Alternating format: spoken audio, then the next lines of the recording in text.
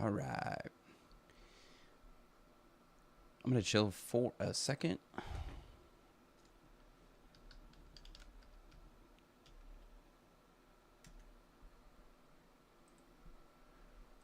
I'm going to sing and hum to myself.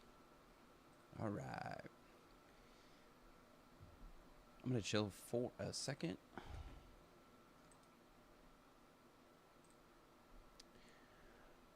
Woo. I need Scott. I need my buddy to give me allow me to play an intro.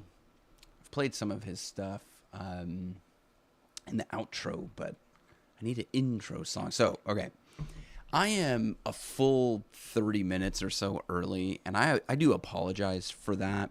But if you haven't subscribed, if you don't have the notification bell set up, that's the one area where this will help if you want to catch the live stream, or if you don't mind and you're just catching the video after the fact, that's fine as well. Thank you for being here. Thank you for participating in this as I kind of use this tool and experiment with it.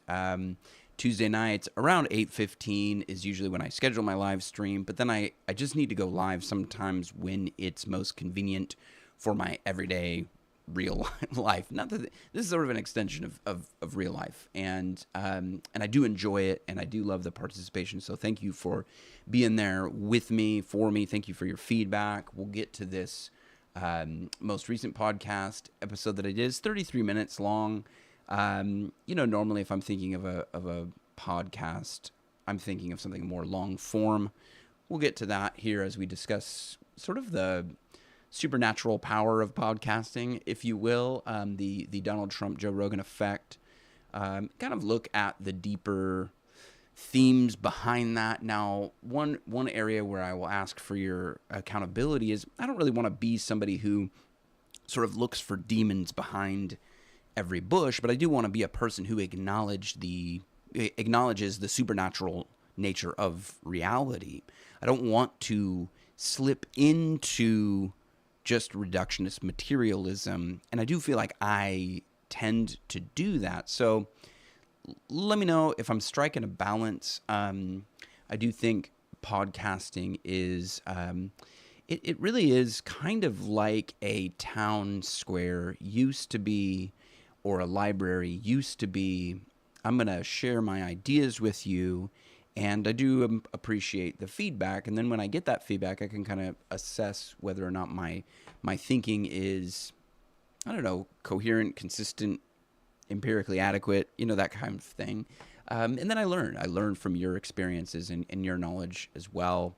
And this being a theology channel, we're all students. We are all walking the road, and no one's really an expert. And so that's one of the reasons why I love theology, is there's always room to grow and to learn. So thank you for that. I'm again, hit the subscribe button, notification bell. I think that's the only way you get the notification bell, is if you have subscribed. So there it is, sort of shameless plug. But my Tuesday night live streams are going to be usually around 8:15. But again, sometimes I'm just going to jump on because I need to. And one of the reasons is we bought a puppy. I don't have a picture for you, so this is a little teaser next week for the live stream. I'll get a picture of the puppy. Somebody remind me that I said that. But all right. Did Joe Rogan and Donald Trump provoke an egregore? What is an egregore, you might ask? Well, an egregore is a spirit that arises out of a shared or collected attention, a collective consciousness. Now, we have to go way back to some of these podcasts where we explored that idea more thoroughly. But essentially, we live in a technological world, and people are clamoring for your attention. And yet I think that we are moving out of kind of what would be sort of a gaming the system, sort of a really kind of cheesy way of just grabbing people's attention, to we're using these tools, I think, more to build and gain community, to build and gain trust. And that, I think, is one of the things at the heart of why Joe Rogan bringing Donald Trump on may have provoked some stuff. Now, I did not weave it into, there's the word weave, I didn't weave it into this artifacts conversation between Joe Rogan and Graham Hancock. I teased it at the end because Donald Trump has a copy of the Ark of the Covenant at Mar-a-Lago. I don't know how many people knew that. I thought it was kind of common knowledge, but from the feedback that I got, that was a surprise to some folks. So he does, in fact, have a replica. Let me go ahead and click on this video. We'll probably get an ad. You might get a little bit of noise there in the interim, but we'll get there when we get there. Oh, we get a silent ad. How wonderful is that? If we found out the Ark of the all right. And so, yeah, there we are. Oh, there's the ad. They don't let me skip these. I'll get YouTube Premium at some point, and I'll paint my wall at some point. So there's the Mar-a-Lago. I guess I could have just gotten the picture, but I'm showing you the... there's Trump's replica of Mar-a-Lago, and also a guy who looks oddly like myself. And, yeah. The Joe Rogan Trump episode dropped, I think, as I was making this. I knew that they were doing it. I knew that was coming, and very curious to find out if it was going to be, I was going to listen to it no matter what, but very curious to find out what they were going to talk about. And why do you think someone, I think, Trump's a billionaire. Why is it just a clever thing that he would build a replica of the Ark of the Covenant? Is that just him being sort of cheeky? Does he truly have some sort of Messiah complex? Because there are people who will point that out on Twitter. Excuse me. Let me know what you think. I'm actually gonna Trump.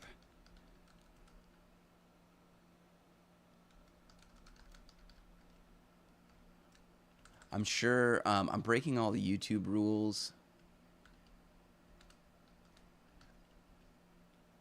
I didn't start on time when I when I scheduled it, and now I'm just sort of making stuff up as I go along, and I'm typing things and not talking to you all, and I apologize for that. But like I said, I'm still sort of learning. I don't know, learning, what am I doing? Experimenting. So there it is. That's the post. 2,700 hours of labor, 6 pounds of gold. Is it just that Donald Trump likes gold? Or is there more going on? I don't look too much into this. I do think it is really interesting that the Ark of the Covenant does fall out of what is essentially the worship life of God's people. I want to say God's people. I think that the term Israel is somewhat confusing. I think that the term Jew or Jewish is confusing. And I think somewhere nestled in there, of course, we'll get to, I'll bring Jesus into the topic here in a second. Jesus had some very interesting things, interesting ways of relating to the religious leaders at the time. Now, one of the things that Graham pointed out in this podcast is that the Ark is a blueprint for something. That's what he said. He said, I wonder, it's very specific the way it's built. This, it's supposed to be this wide, it's supposed to be this long, it's supposed to be this high, and it's almost like it's a blueprint for something. I think that is something I want to explore more and more. And then, and if it's a blueprint for something, why did it fall out of the worship life of the people of God? What was God alluding to that he no longer needed to allude to? It's funny because the Ark it is more prominent during the wandering in the desert than it is in the time of Israel conquering the promised land. They're receiving the promised land, and the ark is kind of like, just held up in these various places, and there's stories about it that, like, nobody seems to know what to do with it. And then, of course, Solomon builds his temple, and it's just, the history of it is very, very curious. Now, I said at the end here that I think the artifact that we really should be looking for is the church. And if you could find the church,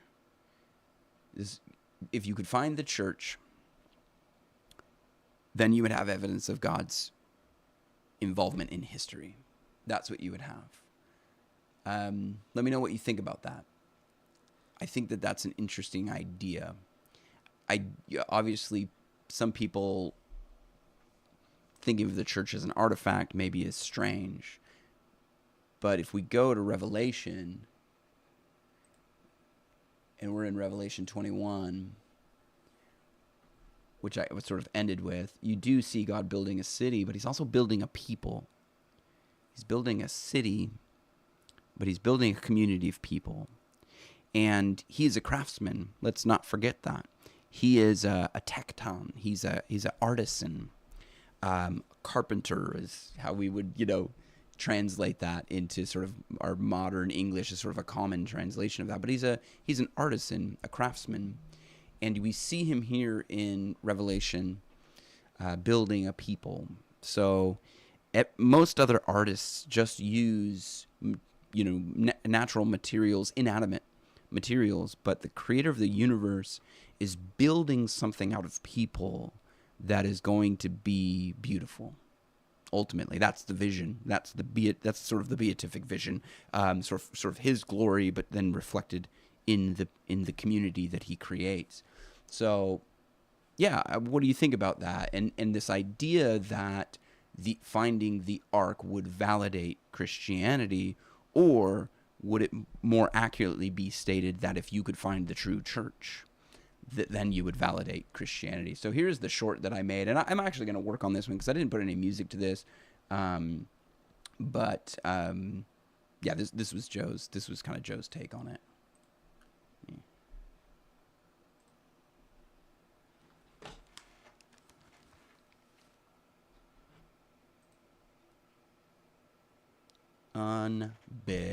Unbelievable.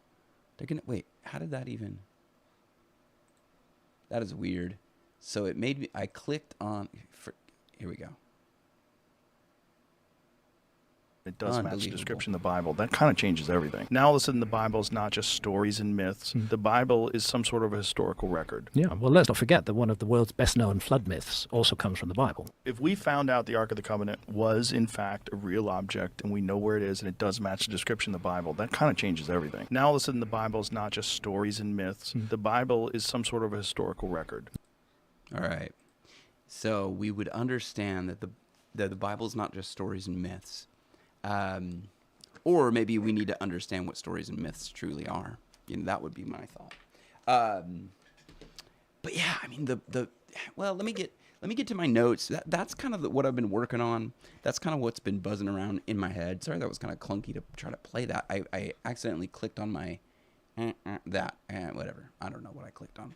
I don't know about this technology. Yeah, I don't know if I trust it. Okay. I'm going to do something slightly different. I'm actually just going to share my notes. I sort of stream of consciousness dictated this to myself on my way to work. And so if some of it's a little bit, if it sounds like stream of consciousness or whatever, that is what it is. And I just, rather than trying to sort of read over it and rehearse it and then try to draw it out of my memory, I'm just going to read it with you guys. So I know that's not like super like entertaining or anything like that, but I think the content is really interesting. Again, what is there sort of a spiritual warfare component to this political discourse? Going back to the Donald Trump and Joe Rogan podcast, Like I said, I'll tie in this idea of the artifact. I'll tie in this idea of what God is creating here towards the end. But I'll sort of try to weave it in, which is a word Trump used. Did you listen to the Joe Rogan Donald Trump episode? Let me know if you're hanging out with me, if you're here. Did you listen to it? What did you think about it? What was the reaction? It seems like we're in this sort of politically charged world where no matter what, somebody's going to have either like, oh my God, that was the most brilliant thing ever, or it's like, oh my gosh, that was the worst thing ever. And it's like, it was okay. It was okay. Sorry, I gave you my take on it. I should have let you give me your take. If you're here, let me know. My take is, it was okay. Is that how you spell it? Is that how do you do okay with an okay-ay or just an okay? What stood out to you? What was interesting? If you watched it, let me know. Give me your feedback. So here we are. Is there a spiritual warfare component to some of this? Why would talking be that? Well, Ephesians 6:12, this is kind of like the channel verse, if you will. For our struggle is not against flesh and blood, but against rulers, against powers, against the world. Okay, so world forces of this darkness. That's really interesting. World forces. And then against spiritual forces. So world forces and spiritual forces actually coming together of wickedness in the heavenly places. So that's the idea. There's a world behind the world. The Word of God creates. So by faith we believe that the Word. By faith we believe. Anyway, this is Hebrews. Why am I spacing out on it? But so that which is seen is not made out of that which is visible. The worlds were created by the Word of God. That's Hebrews. The world was created by the Word of God. So that which is seen is not made out of that which is visible. So there's a backdrop. There's a spiritual backdrop to this. Oh, okay. What's up, Scott? Fingerprints of the God, Underworld, America Before, and Magicians of the Gods. Now, in that podcast, they talked about another book that Graham wrote that actually Michael Heiser had engaged with I thought was really interesting. And I've said it before, but I just thought, man, if Michael Heiser could have made it onto Joe Rogan, that would have just been so awesome. And maybe even with Graham Hancock, because although I think at times they were sort of critical of each other's work, there seemed to be at least a little bit of a mutual respect. And so why would two guys talking, why would two guys talking trigger people? And again, I thought it was an interesting podcast, but maybe a little bit mid, maybe a little bit, it's like, I didn't think it was just like mind blowing or anything. But I think Latin will help us here. The Latin word liber is where we get the word liberty from, to liberate. It's also where we get the word library. So in the sort of Latin mind, in this, if you go back into the ancient world, the idea is that if you could read, you could be free. Obviously, you would be free in a very practical sense, in that you had time to read. If you were working too much, you wouldn't have time to read, and that's the idea. You're sort of, in a sense, you're either an indentured servant or you're a slave to your work, whatever. But the people who had free time could read. You are free in that sense.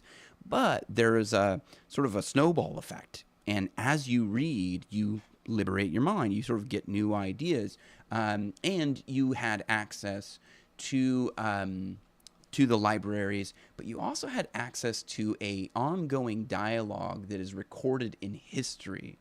Okay, if you had access to the Word, you could be free. Dialogue and freedom of assembly are a part of that. However, in dialogue, you don't have access to the historical narrative that's going on through time, that's recorded in the libraries, in the books. So that's what books do. They sort of record this dialogue that's going back and forth, the great conversation, if you will. So that's recorded, it's written down, and unfortunately, the oral tradition sometimes, at least in our modern world, has been lost. I think there's an ancient oral tradition that was very robust and allowed us to preserve knowledge through time. Yeah, Evan, sorry. If you caught the first part of this, I gave a little warning. So sometimes I have to start early. Sorry. Hit the notification bell. And so we, I think, are recovering this oral tradition with these podcasts. I think that some people think it's dangerous because there is a power behind it. There is a force behind it. Sort of similar to the egregore that I was talking about earlier. Is there sort of a shared attention? Can there be positive sort of egregores? Can there be positive spirits out there that emerge out of a shared attention to something good like freedom? You could almost think of the American spirit. Is that a type of egregore that there's this, almost universal aspect of it? I'm sort of jumping my notes here. And I think that podcasts are liberating in kind of a similar way that libraries were liberating. And I mentioned this in a few podcast episodes ago. I couldn't remember exactly which one. I apologize for that. But that podcasting is kind of like a book. It's kind of like radio, but it's really unique. And now what we have in podcasts are sort of libraries of recorded dialogues. And that is something we've never had before. Even Socrates would be an example of that. Sort of Plato would be an example of that. And then Jesus, the Gospels would be an example of that, an art form, a recording of a dialogue. So you have Jesus and his teaching and his parables, and then you have the dialogues of Socrates. So you have others, but those are the two that pop into my mind. And so now we're kind of participating in something that I think is very powerful. I mean, the world was created by the Word of God. So there is power in words, and there's power in sharing words. And so how would this apply to politics? How does this apply to Trump and Rogan? I think we currently live in a world where the dreaded air quotes they are trying to make words mean opposite things. You hear people using newspeak. You hear people using double speak. And so let me find this Michelle Obama. This was just, it was fascinating to me. Where is it?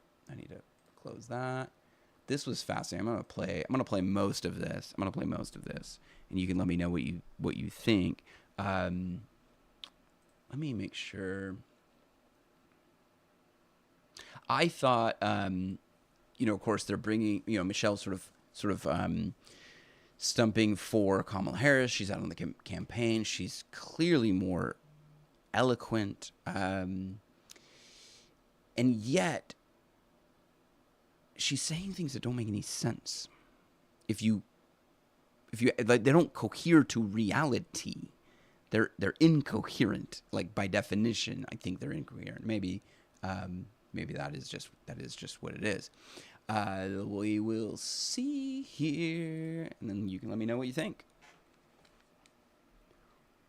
Are a lot of angry, disillusioned people out there, upset with the slow pace of change. And I get it. It is reasonable to be frustrated.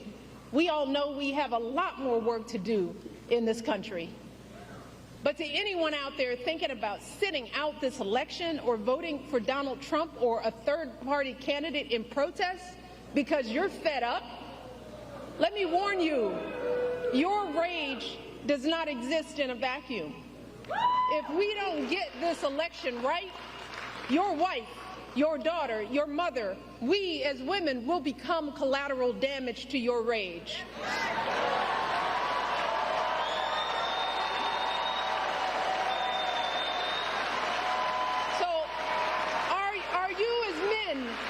Prepared to look into the eyes of the women and children you love and tell them that you supported this assault on our safety? And to the women listening, we have every right to demand that the men in our lives do better by us. Okay. Nice. Risen, not rising. I don't know. I'm probably saying both wrong. Did I miss the first part where she's talking about how anyway she'll talk about how Kamala doesn't say everything right, and it's like you're enraged because Kamala just doesn't say everything right. It's like, well, maybe people just don't agree with her, like that's okay, and that so then she launches into this idea that women are collateral damage. So I'm sorry if I missed that part and I wasn't listening to it, but that's where she sort of begins is you have to do what's right, even if Kamala doesn't talk right, even if she gets things wrong sometimes. And it's like, everybody gets things wrong sometimes. I mean, again, I'm not here trying to say vote for one party or the other. I'm pointing out that there's a difference, that there's more going on. And when you can sit down and talk to another person for 3 hours, it reveals something about you. But if you can't just speak, if you can't just deliver your idea of what you're going to do as president, it's like if you're running for president, you gotta have some ideas about what you're gonna do. And if you can't say those, then it's gonna be hard to convince me that you truly believe that you're gonna do those things. And so that was where, and she might get to it. I'm sorry if I missed it or what, but she might get to it here. That's where it began, which I thought was really interesting. It's like, you still have to vote for her, even if she can't share clearly what she's going to do as president. And if you're enraged by that, it's like, why would you use the word rage? And nobody's enraged. I mean, I'm sure some people are enraged, but it's like, I don't care. I'm indifferent. It's not rage. It's indifference. You want to be president, and then you don't say what you're going to do, and I'm probably not going to vote for you if you can't do that. Thank you. All right. I passed the test. All right. Is it a different clip? Let me. We have to use. Yeah, we'll get to it. Our voices to make these choices clear to the men that we love.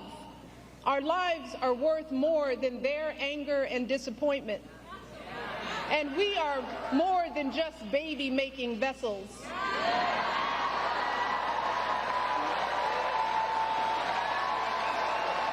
And if you are a woman who lives in a household of men that don't listen to you or value your opinion, just remember that your vote is a private matter. Is it? If you live in a household, I mean, sure, if you want to keep it private, go ahead, but you live in a community, right? So, yeah, interesting stuff. It's like, I would push back. One of the things I want to push back on is sort of the individuation of our society. We live in a city. We live in a community.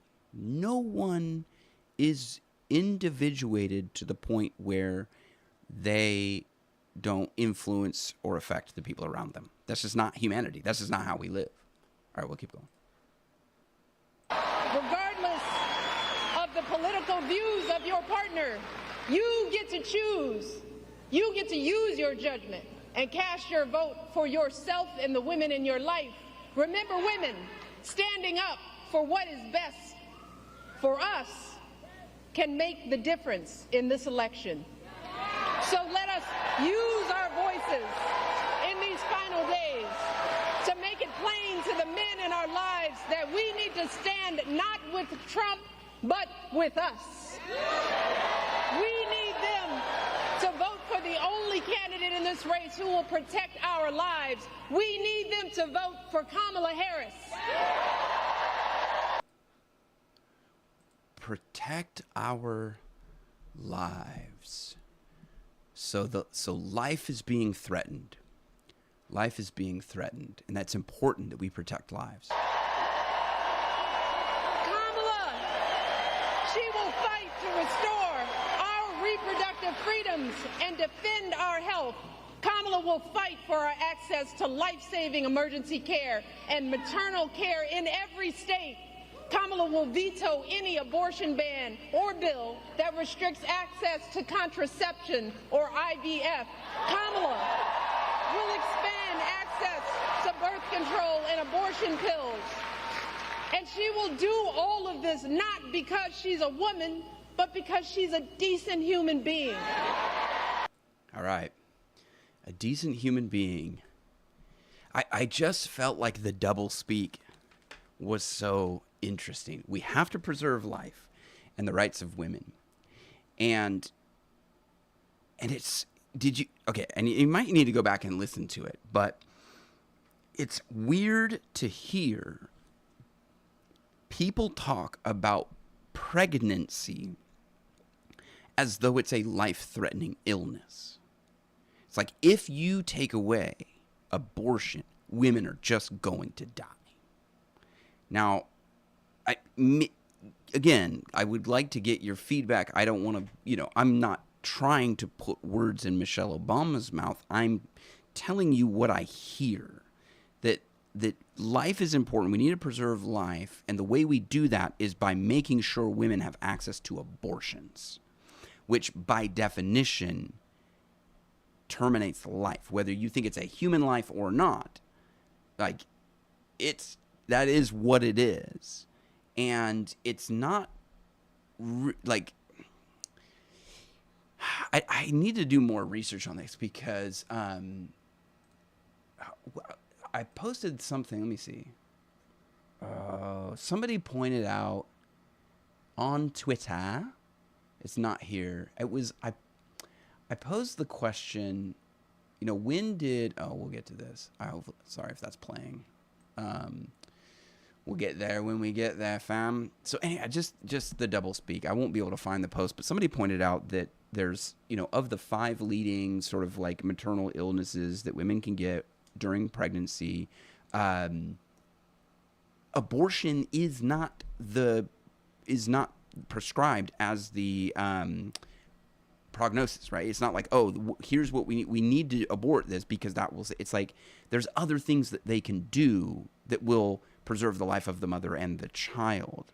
I'm not saying pregnancy is not dangerous. It's dangerous, but it's weird to have people talk about it like it is an illness that needs medicine to cure it, right? I mean, am I making that up? Or is that essentially what she's saying? And if you vote for this other guy, which some of the stuff that she listed isn't even, as far as I understand, it's not even part of Trump's plan. Like he So, do we want to listen to 3 more minutes of this? I don't know if we can we. She will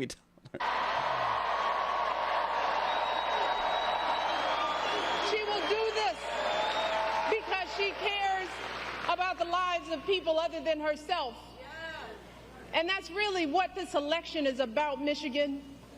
This isn't just about herself. Listen. She will do this because she cares about the lives of people other than herself. But definitely not. And I pointed this out. I did a full podcast on the issue of abortion, and it was and my point was, even if it's possible that the child is a living human being, we do everything we can to preserve that life. And it's clear that it's possible. Now, when does life begin? I don't know. It's a mystery. Which is why pregnancy is so amazing and miraculous and wonderful and beautiful. And grats. Yeah, grats to Ryzen. Like amazing, right? And I said Ryzen, and I meant risen, I think. Risen, like as in risen, like he is risen?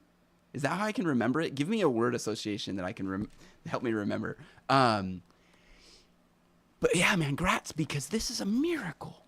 This is a miracle.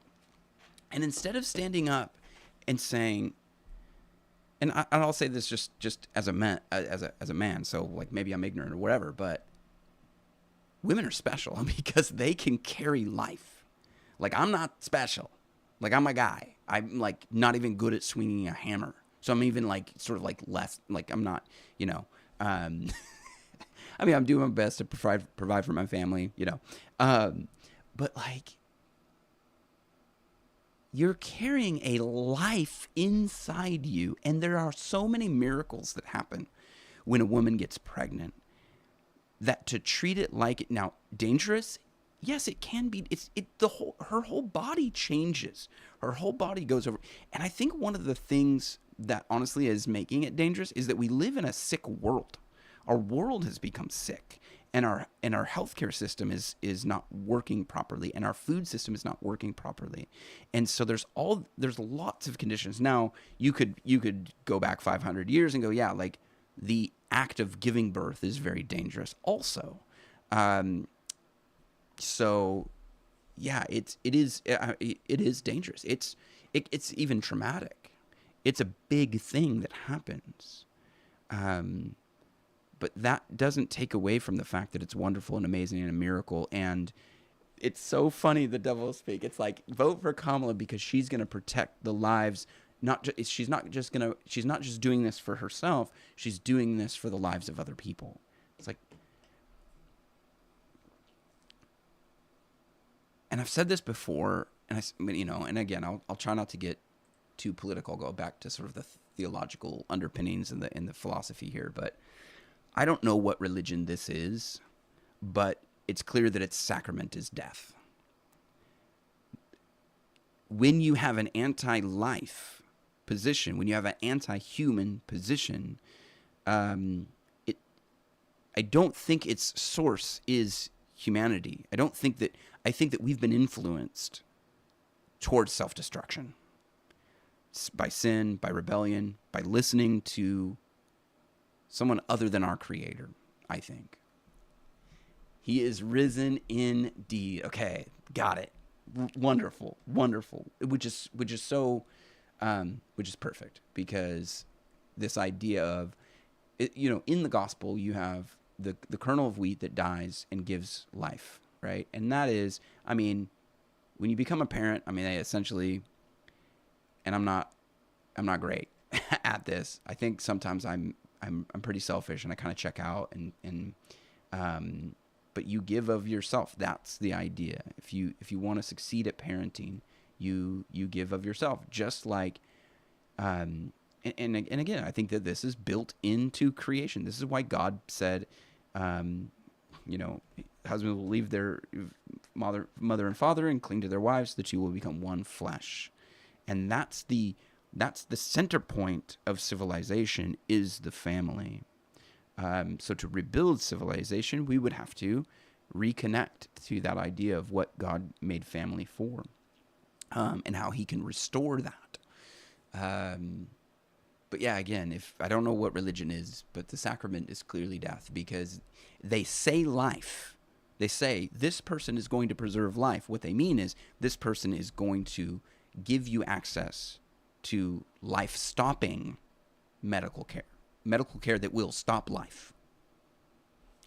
So there's a little, and what? How do you get to that point? How do you get to the point where you're convinced you're talking about the preservation of life while you are talking about its destruction?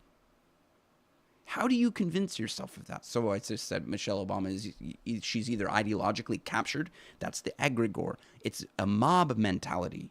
When people are in a mob, you've seen these flash mobs, right? It's like, the mob's running, so I'm going to run. The mob is ducking, so I'm going to duck. And when you're in an ideological mob, you just think what they think. And so you could be captured by that egregore, that shared attention, a spirit that arrives out of a shared attention. Or she's under the influence. Okay, that's the egregore. Or she's just, you're just evil, or like some combination of all that. Like either you're just like, you want to destroy people's lives for your own benefit. I don't know how you benefit from this, but maybe you do somehow. And that would be the idea. And it's probably some combination of both. Yes, it is like, if you take a second, to Scott's point, and I'll try to catch up on some chat here, but I looked into when we were having our first kid. It's just the stuff that you learn is amazing. The body chemistry changes. How does the kid start producing their own blood? Well, the mother's blood helps, but never really goes into the child. Like, it doesn't cross over. So the mother's blood is present to help the child begin to produce its own blood, but they don't cross over somehow. And I mean, there's just so many other, like, her heart swells, like the mother's heart swells. It's amazing. And I do think some of the complications have to do with just the fact that society is sick. Yeah, and the modification that happens when you're on different medications. Yeah, they fund different. Yeah, exactly. Yeah, to Scott's point, I mean, it funds these organizations that are kind of ideologically captured. Now, just to try to get back on track here with the Trump and Rogan podcast, so you would contrast those. You would contrast the political discourse coming from, and again, I'm not trying to say one party or the other. I don't even know what Trump isn't really like a Republican. He's like, and he's bringing in all these other people that are, it is interesting. Like, I'll just admit that what is happening in this political cycle is interesting. I'm not here being like rah this, but if you've got RFK, Tulsi Gabbard, potentially Elon Musk, and again, there might be a little antichrist arc here for Mr. Donald Trump, right? Because isn't it the or maybe Elon's the antichrist and Trump is the beast that he's sort of controlling. I don't know, but people are there's theories out there. I don't try to go too much into it, but Trump does have a replica of the Ark of the Covenant, and so how do you bring about unity? How do you bring about freedom? That's kind of it. It is kind of interesting. Again, I don't agree with all of his politics. I don't know. Yeah. Again, we're sort of in Babylon. We're sort of exiles in Babylon here. But you have these two systems, you might say, and one that clearly doesn't want to talk. They clearly don't know how to talk. Now, again, Michelle Obama is very articulate, but what is she saying? She's like, we need to preserve life. And how do you do that? By giving women access to abortion. Okay, that's a life-stopping thing, right? You just said, we have to preserve life. Yes. By stopping life. Yes. It just boggles my mind. And then there's another.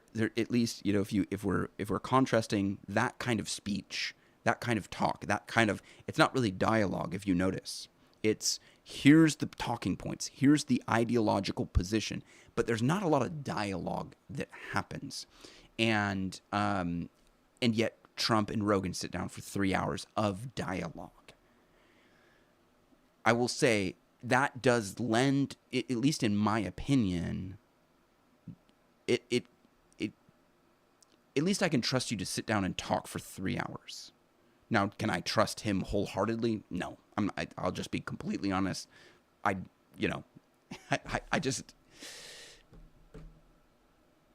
don't know. I don't know the guy, so it's hard.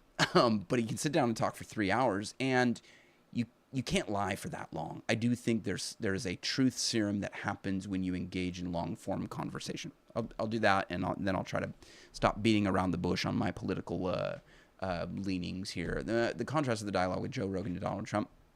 I don't think they said anything particularly mindful. Honestly, there's two guys talking about the MMA and stuff like that. I mean, of course, Trump was not kind to Kamala, but that's not unique to the podcast with Joe Rogan. He's not kind to Kamala whenever he talks. But some people reacted as though it was dangerous. Now, Joe said this, again, I looked for the podcast and I found it on YouTube. So it seemed like YouTube was working fine for me. I was gone all day picking up a puppy, so maybe I missed this, but it seems like there was an issue searching for the podcast. So he uploads it on X. And then we'll get to this. He does talk about whether or not Kamala Harris would come on the podcast. But some people thought it was dangerous. Why would two people having a conversation be dangerous? It's dangerous if you want to keep people in deception. If you want to keep people deceived. Again, liberty and freedom are connected to the idea of the book, library. Okay? And deception is a type of prison. And I think that that's why you kind of see people having this ideological capture that they can't escape from. They're captured by the mob. They're captured by this ideology. Michelle, I think, in a way, is in a prison of her own mind, her own ideology.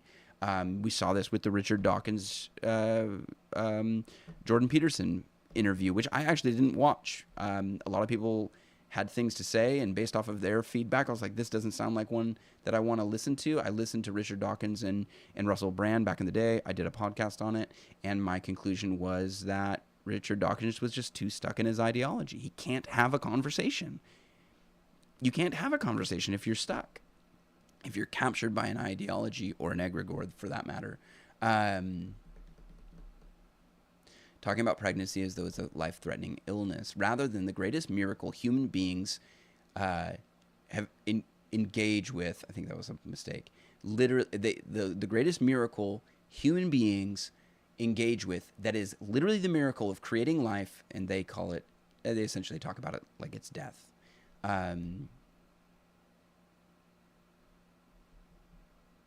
Okay. Trump and the weave. Why is talking dangerous? I think because it leads to freedom. I think because it leads to some kind of truth serum, in a way. And recording these podcasts, I think is really cool. We have libraries now of dialogues, which, again, going back to the four Gospels of Jesus. I mean, we're basically recording his ministry and his dialogue. You can go back to the dialogues of Socrates as well, and again, others. But, okay, before we get to the weave, let me catch up on what you guys are talking about.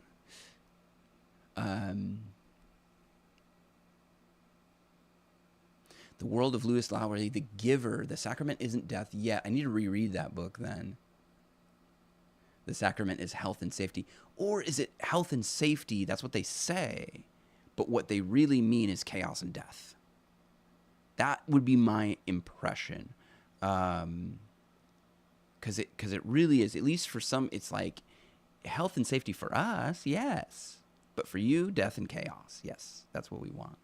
And we're really worried about losing that control, because we don't want to live in a life of death and chaos. We want you to live in a life of death and chaos. Where does that come from? I mean, again, humanity, I don't think it's not natural for us to have this level of self-destruction. I think it's again, we've been deceived by the enemy of God.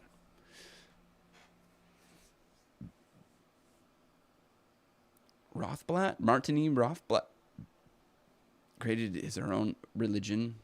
Oh, yeah, the transhumanists. Yeah.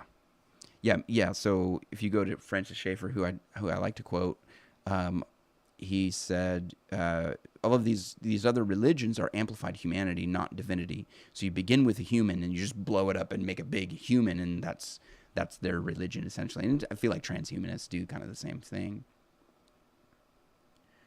Yeah. It's a free-for-all. Yeah, and it's all coming from people who love to tell you there's too many people on the planet. But they're not volunteering to lighten the... That's true. All animals are equal. Just some animals are more equal than others. We must be selfless by asking men in our lives to sacrifice their vote. Yep, that's right. It would be selfless of us to make sure other people do what we tell them to do, something like that. And I don't know that it's working. I mean, Matt Walsh had a pretty good, he ripped that one pretty good. It's like, you're not going to nag people into voting, essentially. You're just not going to. What you do, how you move people and how you influence people, is by engaging in discourse and dialogue and being honest and sharing your ideas. Again, I think that, I've said this before, but like, the podcasts that are good are honest. The podcasts that are bad are just ideological, repeating ideological catchphrases. This is not fun. It's not fun. There's no growth there. There's no life. It doesn't feel organic. It doesn't feel like you're participating in something. And so on that, Trump talks about how you have to weave weave in these stories. Let's see if I can find it. I try to manage my stuff here I try to use Twitter to help. But so with that, you have somebody like Donald Trump, who again, I'm not, I'm not his biggest fan or anything. I'm just comparing him to other political figures, and he seems to understand something about that level of dialogue and that level of discourse and what it can, I guess, essentially. He seems to have an understanding of dialogue and discourse. I'll just say it like that. That's how I'll say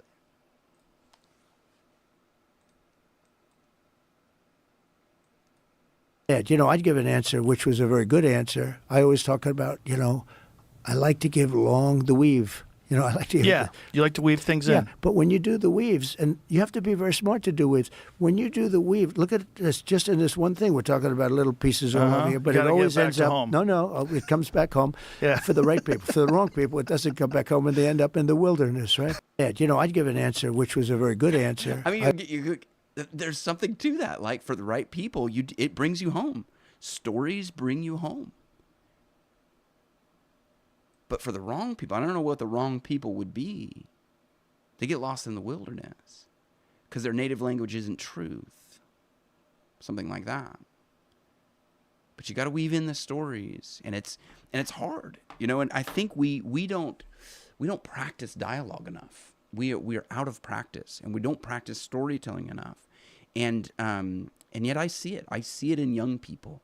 When you start telling a good story, they're like, this is something new. What is this new technology? This, and Cale Zeldin and who else? Luke point this out, the idea of we spell words, but words are spells. And again, words are powerful. They can move you. You can, you actually put images in people's brain. It's almost like a form of telepathy. It's like, you're going to see what I'm talking about. If I can weave in a story, or if I can tell you what's going on, if I can really bring you there and draw you in, you're there and you can imagine it. So yeah, there's something to now.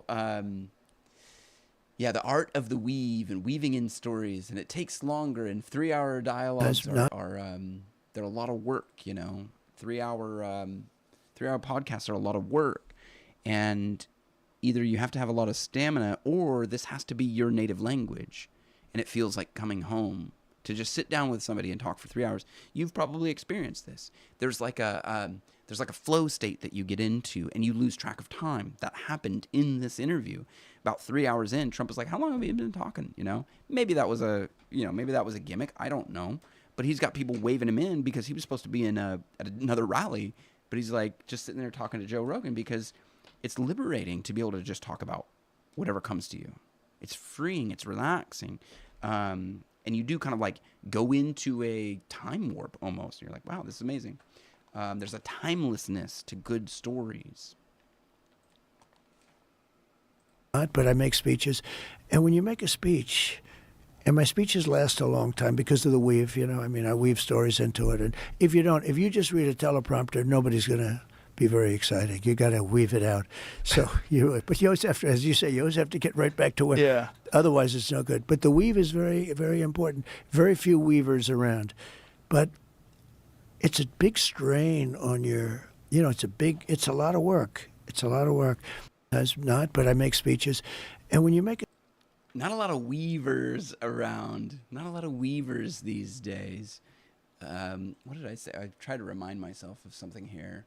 A weaver is an artisan, again, going back to Jesus, a craftsman. He's building something. A weaver is an artisan capable of bringing many individual threads into a collective whole.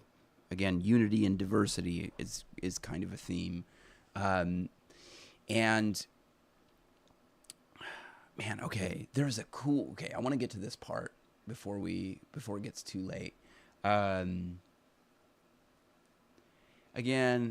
yeah, I mean, it's I mean, it was a good interview. It was fun. It was entertaining. But did they, they didn't get to the stuff that I would have wanted them to talk about. They they didn't get to the JFK files or UFOs much. I mean, they got to some of that. They didn't get to the fact that Trump has a replica of the Ark of the Covenant, which is really interesting because when he was talking to Graham I lost it. When he was talking to Graham Hancock, he was like, "This is fascinating." Okay, well, I mean, this is it. This was him talking to Graham Hancock. It's like, if we could find the Ark, Well, why does Trump have the Ark? Why does he have a replica of the Ark? What else did they not talk about? I mean, there was so much that they could have talked about that would have been, and I think they're going to do a number 2. I think they're going to do a second one. Obviously, he's either got to be elected or not, and then he could probably free up some time for him to do that. It would be cool to have for Joe to have a sitting president. That would be an interesting one. Like Reagan used to do that, right? Reagan used to do these live, not live, were they live broadcasts? But he would just sit down at his desk, and it was like, I feel like it was pretty regular, wasn't it? Like one night every weeknight, or every weeknight, once a night every weeknight. What was I trying to say? I don't know. I lost the thread there, man. I lost the logos. Yeah, and so there's all kinds of topics that would have made this a much more dangerous conversation, but I think just the fact that they're having a conversation is dangerous to some people who are ideologically captured and can't and they see any other discourse or ideas as threats to them, whereas someone who engages in dialogue understands that you're going to share an idea with me. Maybe it's in the comments below or here in the live chat. You're going to share an idea, and some ideas I'm not going to agree with you. I'm going to resist that idea, but I'm going to hold on to. I'm going to take it in. I'm going to let it in, and I'm going to ponder it. I have to do that. Or like if not, then I'm not doing good thinking. I'm not doing good theology for one, and I'm not doing good philosophy. And I want to do both of those well as much as I can. And so I have to consider other people's ideas. And so temporarily, I almost have to hold them like they're my own. And when you're ideologically trapped, that is a threat. I can't let even a whisper of another idea come in and try to contradict this, because it's really, for whatever reason, super important that not only I believe this, but everybody else believe it exactly the same way. This is, again, I had mentioned already that we're in Babel, but that's the Tower of Babel. Not only did they speak the same language, but they used the same words. And I know I've brought this up a number of times, but that's it. They use the same words. They have to use the exact same words. They have to. They can't escape their sort of ideological. What would you call that? I crave 3 hour. I do too, man. I do too, Evan. And that's why are we listening to podcasts? Because it's so funny, because in ancient times, again, you had to have some free time to sit down and read a book, because that's going to take time. You have to stop what you're doing. You have to read, or maybe you have somebody read to you. But now I've got a 45-minute commute every day. So what I'll do is I'll listen to half a podcast on the way to work. I'll listen to half the podcast on the way back to work. Now, I work in student ministry, and so the student ministry podcasts are kind of short, which I need to, come on, guys, let's get into the weeds a little bit. 30 minutes there, 30 minutes back, but like 3-hour conversations.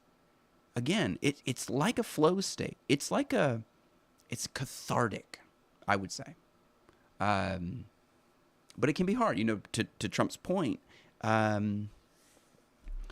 What was his point? You got to be a weaver. You got to weave stuff in. Yeah, I don't know. I lost the thread. Sorry, guys. I lost the thread, but I'm having fun. I hope you are.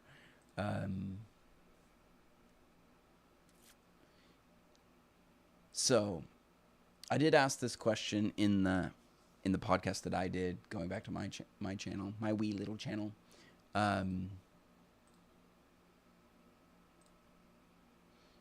What artifact would it be? Is God building an artifact?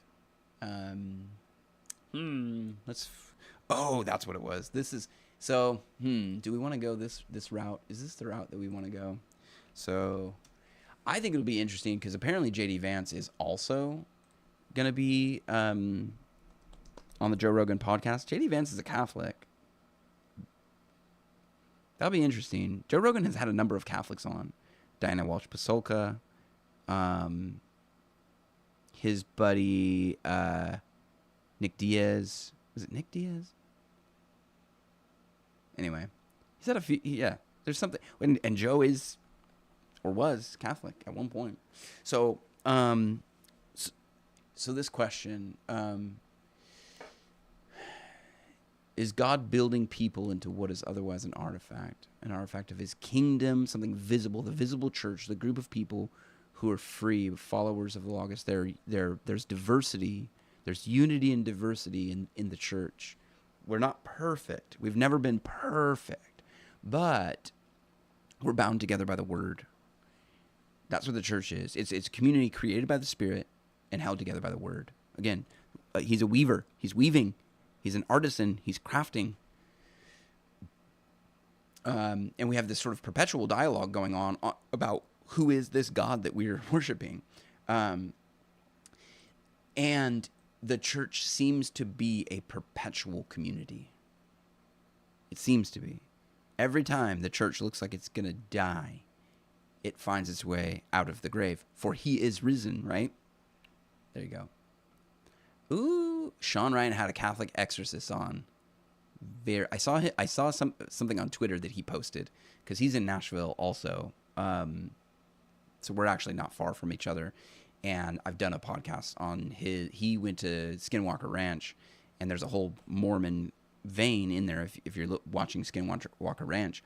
And so at one point when Sean was talking about his conversion, I was like, did he convert to Christianity, Mormonism? What did he convert to? And it definitely seems like, well, at least I saw a picture of his baptism, and it seemed like a sort of a normie evangelical baptism. Did not look like a Mormon baptism, but it didn't look like a Catholic baptism either. It was like out in the forest somewhere. So the church is a phoenix. Yeah. And yeah, I don't know. Maybe this clip maybe isn't really even poignant, but they're praying for Trump. Well, maybe it is poignant because the church, we need to break away from this mentality that we're going to find some leader. I mean, Christ is the head of the church, and it is very dangerous. One of the things that makes me a little nervous is that Trump plays with some chosen, he feels like he's chosen, and maybe like we're all kind of like chosen for this moment, right? Nobody consulted me as to whether I was going to be born in this time period. God knew the time period that I was going to be born in and chose me and you and all of us for this time period. But essentially they're saying Trump is the vessel.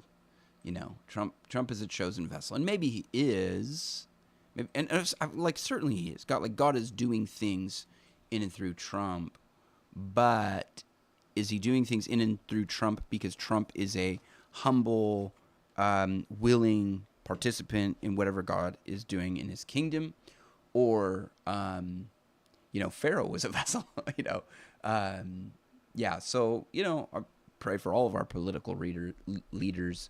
And for Trump and Kamala, but I hope that stuff like that sort of makes me cringe a little bit, but hopefully just doesn't go to his head and reinforce any sort of, if there is a Messiah complex there. Okay, I said I wanted to get to this, because again, okay, so Jesus is the head of this whole thing. This is important, and let me know if you got any questions or whatever before I wrap up. I don't know how this is sort of the last.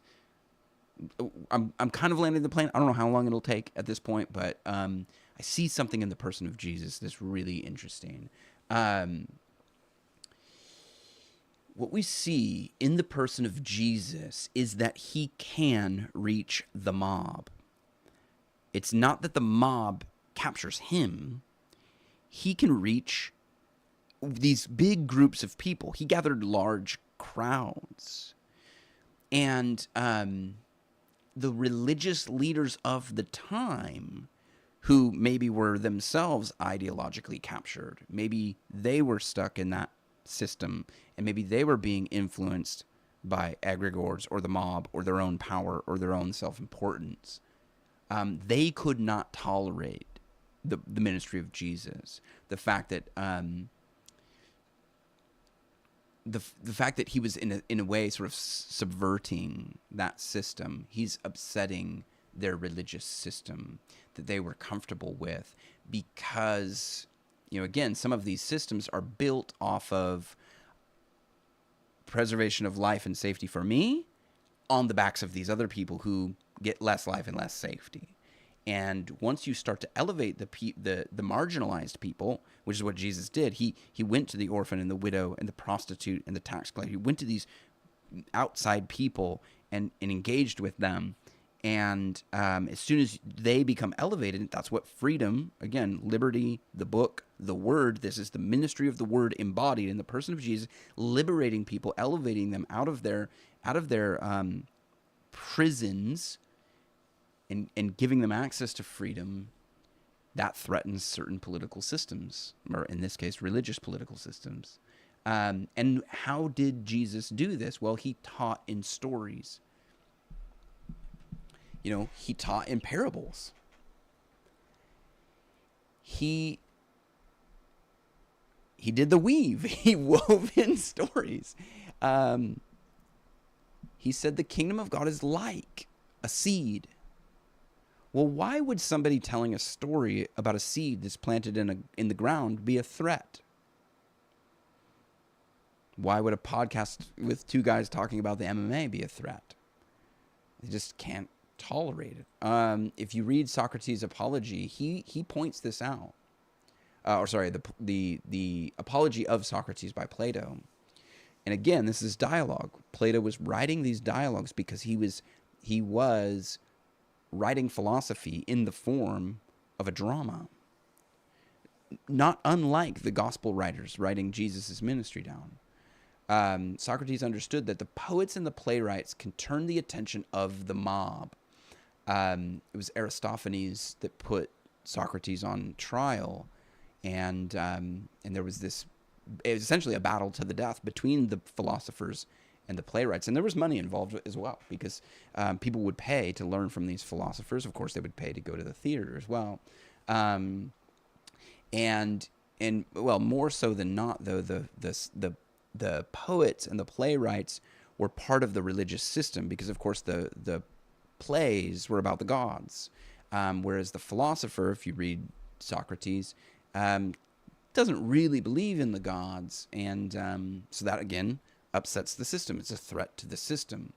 So why would Jesus be dangerous? Because he is both poet and philosopher, right? He can turn the attention of the mob, but he can also connect to the individual. I think that's something that Socrates and others were trying to do.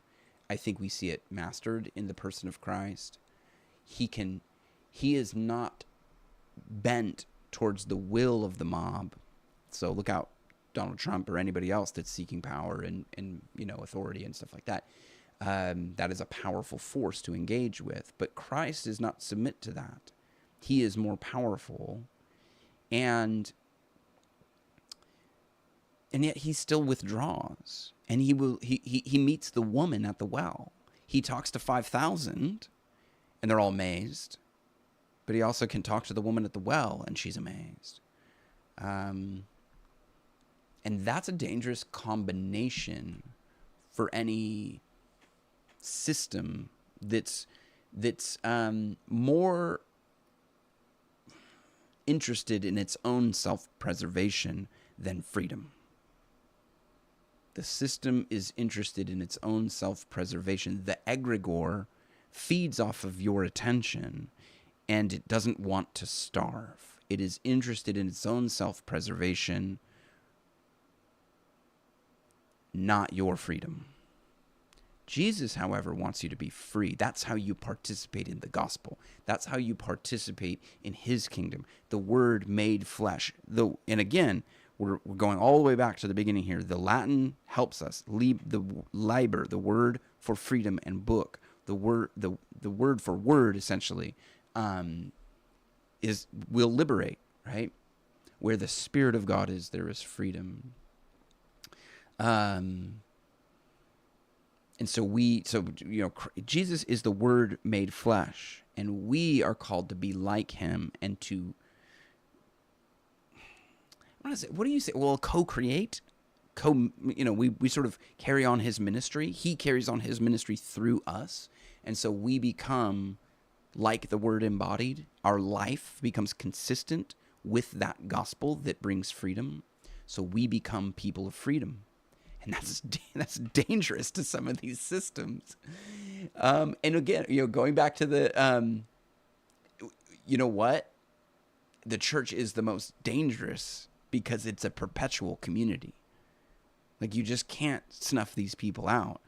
You can't. I mean, I'll do a follow up here, but I've got a Sunday sermon that I want to share if I get permission to share it. But in the sermon, he was talking about 2 men in England that were martyred, and one of them said, be of good cheer, because we will light such a bright candle in England that they will never be able to put it out.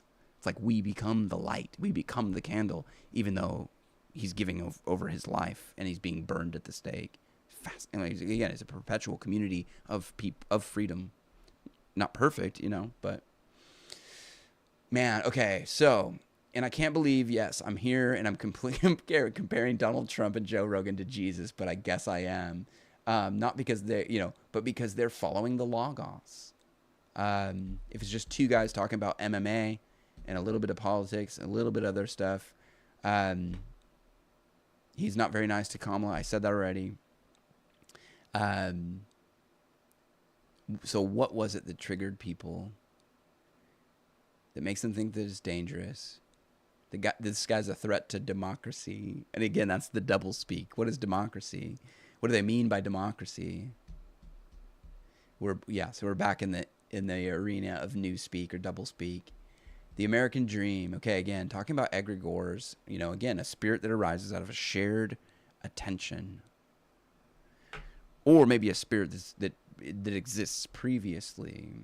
I think the American dream has an almost universal appeal because it's a belief that we can be free.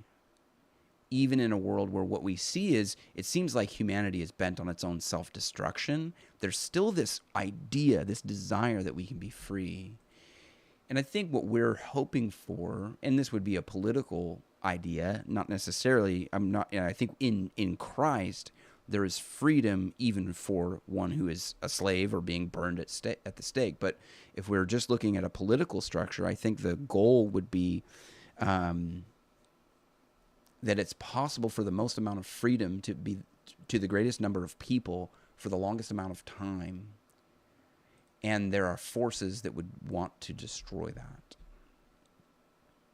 I think the way we bring the most amount of freedom to the greatest number of people for the longest amount of time is the resurrection of Jesus. Outside of the resurrection of Jesus Christ, there is no hope for humanity. And so maybe Joe and Trump are just touching on that. There's a common grace that happens when you pursue the Logos. And again, all of these dialogues are being recorded in a library. So now we have access to this great conversation in a way we never have before. And maybe there's something about this common grace that says if you're pursuing honest conversation, what will emerge is something like the truth that we find in Jesus. I don't know. I don't really know. Is it reminiscent of the ministry of Christ? Jesus, let's go with this. Jesus sat down and had 3-hour conversations with people, and it changed the world. That's what happened. That's how he changed the world. Now, of course, he's the Word made flesh. He's God, incarnate. So talk about words having power. I mean, imagine just sitting down and listening to the Word give a sermon. I mean, yeah. I always want to, it's the Road to Emmaus one that I want to hear. That's the one I want to hear. He sits down, he explains to the followers, and I couldn't find the chapter and verse, but how all of the Old Testament is pointing to him. It would be fascinating to hear that. It said our hearts burned within us. It changed the world. Now, did he overthrow Rome, an oppressive government? Yes and no. I mean, not really. Not that day. Jesus didn't overthrow Rome that day. But eventually overthrew Rome. The church outlasted at least that version of Rome, I guess you could say. Did Jesus abolish slavery? Yes and no. Again, inwardly, yeah, 100%. You are free. I'm free even though I might be a slave. But because of what he did, fallen humanity, has been able to abolish slavery in certain places to a certain extent at certain times. We've been able to work against the flow of sin and depravity. How is that made possible if not for the ministry of Christ? All right, so I am definitely landing the plane here. Without Christ, we perpetuate our own deception and imprisonment. So is this why, I don't know. Is this why certain people won't go on Joe Rogan? Because they know the longer they talk, it's to your, and I forget who pointed it out earlier. It's really hard. It takes a lot of energy to lie for a long time. It's a lot of work to lie. Yeah, Scott said that. It's true. It is also work to engage in honest dialogue, but there's a life-giving element to it, I think. So we'll see. I think JD Vance, that's his running mate, of course.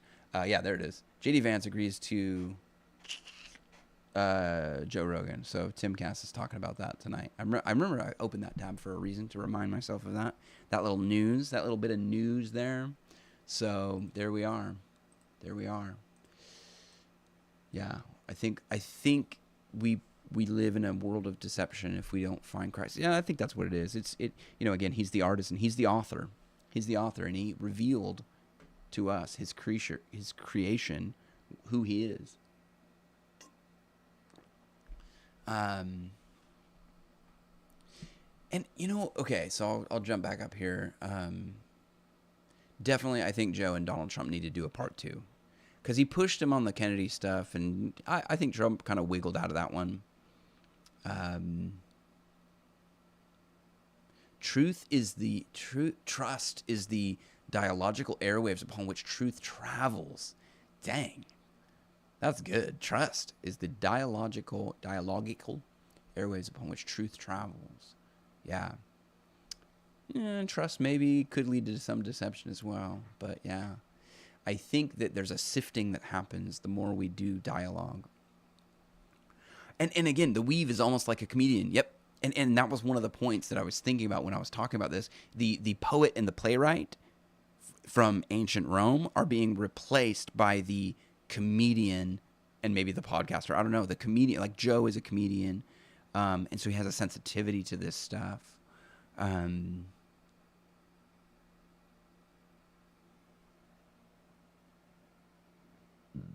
Sorry, I'm reading. It's kind of small. I should figure out my windows here to make these things bigger. We crave 3-hour conversations. I can't believe how much the old algo has diminished. Oh, okay. So I did not see that, Scott. I looked for it and it came up, but of course I search Joe Rogan all the time on YouTube and stuff like that. So it probably just took me to whatever, I need to go do an incognito version of it, but I did open just, a web page, and I went to YouTube from the web page rather than from my YouTube account, and it still kind of popped up. My max is like 25, 30 minutes. Yeah, not able to hold interactive dialogue for more than an hour, I think. Yeah, it does take practice. Yeah, Jesus wants us to be free, but free from what? Oh, Zarathustra.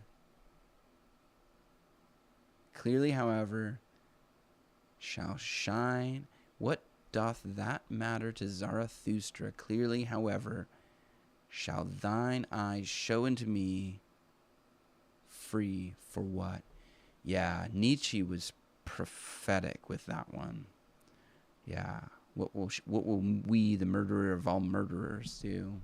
We will have to invent sacred games, he said. We will have to invent sacred games.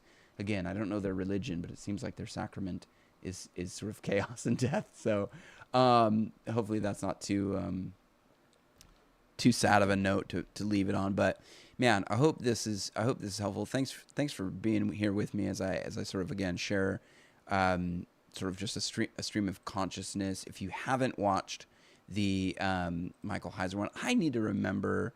I think I have the live chat on after the fact, after the live stream goes dark. But there's the podcast episode again, 33 minutes. It wasn't super long, but I really wish Michael Heiser had been on Joe Rogan and even with Graham Hancock, because I think they just would have had amazing conversation based off of Heiser's work and based off of what Heiser was curious about and what Joe Rogan was curious about.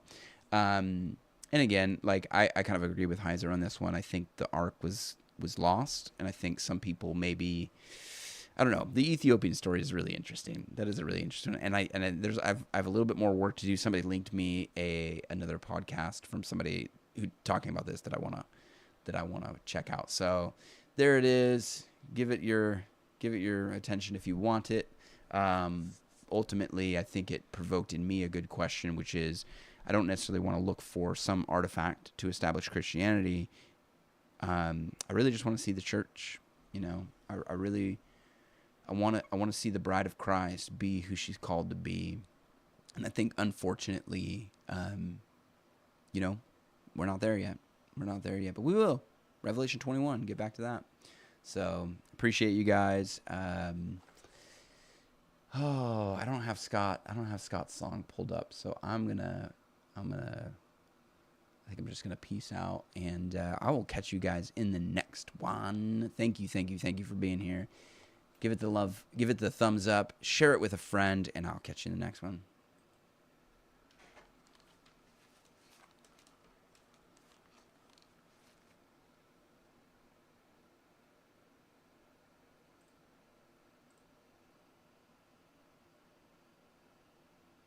Share it with a friend, and I'll